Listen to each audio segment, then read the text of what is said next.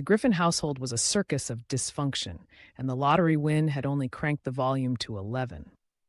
Peter, sprawled across the couch like a beached whale, was already plotting his next ridiculous purchase. "Lois, I'm thinking we use the rest of the money to buy a time machine," he announced, crumbs from his third bag of supermarket fried chicken raining onto his shirt. "Imagine me going back to 1985, punching Biff Tannen in the face and stealing Marty McFly's hoverboard."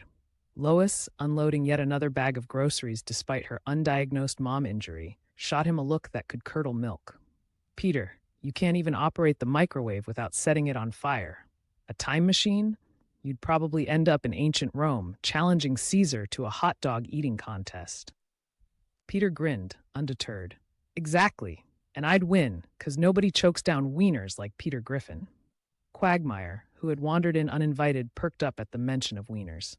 "Giggity. You said it, Peter. But seriously, you gotta wipe that squashed tomato off your crotch from that shark incident." Peter glanced down, confused. "That wasn't a shark, Quagmire. That was just me trying to smuggle a meatball sub into the aquarium." The lottery money had ignited a firestorm of bad decisions across Quahog. At the Drunken Clam, Joe Swanson was holding court, still inexplicably dressed in a tuxedo. "You know, Lois, I had an idea," he said, sipping a beer through a curly straw. "Instead of eating in another room and talking, what if we bring the food out here and never talk again?" Lois, exhausted from wrangling her family, nodded eagerly. "That's a great idea, Joe." The bar erupted into chaos as Peter, inspired by Joe's silence pact, launched into a sing-along of the Indiana Jones and the Last Crusade chase music. "Feel free to join in," he shouted, flailing his arms like a deranged conductor.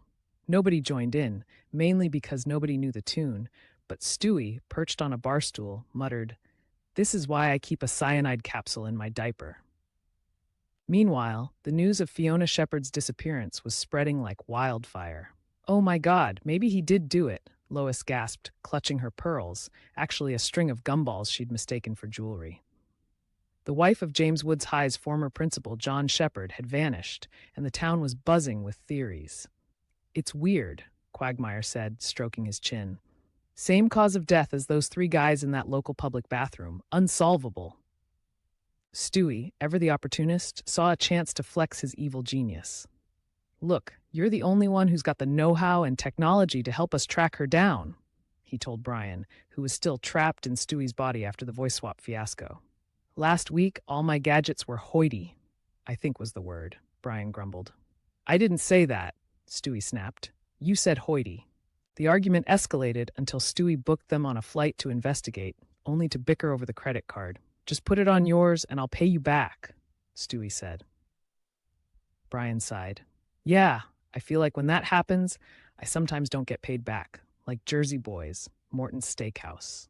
Back at home, Peter's brief stint as principal of James Woods High was unraveling spectacularly. After his bizarre cheerleader-led introduction, check him out, check him out. My name is Peter. That ain't no lie. I go pop fizz fizz. Oh, how sweet it is. Check, check. The students had revolted, pelting him with cafeteria meatloaf. "I'm done with this gum now," Peter declared, spitting his gum at a passing cheerleader. "I don't want it," she snapped, dodging the projectile. "But I'm done," Peter insisted, oblivious to the riot brewing in the hallways. Lois, meanwhile, was dealing with her own drama, confronting Peter's employer about his inflated salary. "You can explain to me why my husband makes 4 times as much money as I do," she demanded over the phone. The HR rep stammered, "This is awkward, but Mr. Griffin was able to negotiate a higher salary." Lois hung up, fuming, just as a fruit bouquet arrived for Brian's birthday. "Happy birthday, buddy," the delivery guy said, prompting a half-hearted round of applause from the family. Quagmire, never missing a beat, leaned in. "You're going to say, 'Who else but Quagmire?'" Brian rolled his eyes. "No, I wanted to know if you're available tomorrow evening."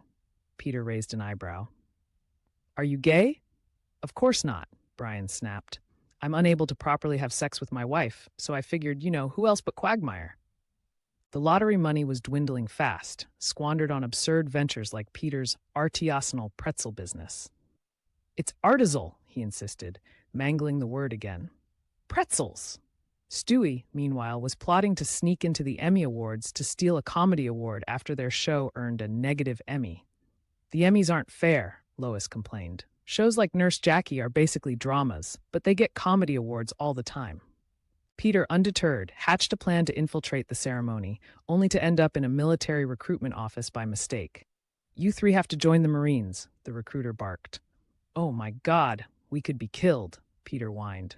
All right, how about the Coast Guard? The recruiter offered. Yeah, that's fine, Peter said, relieved. But the recruiter wasn't done. Swanson, you had no business participating in that raid at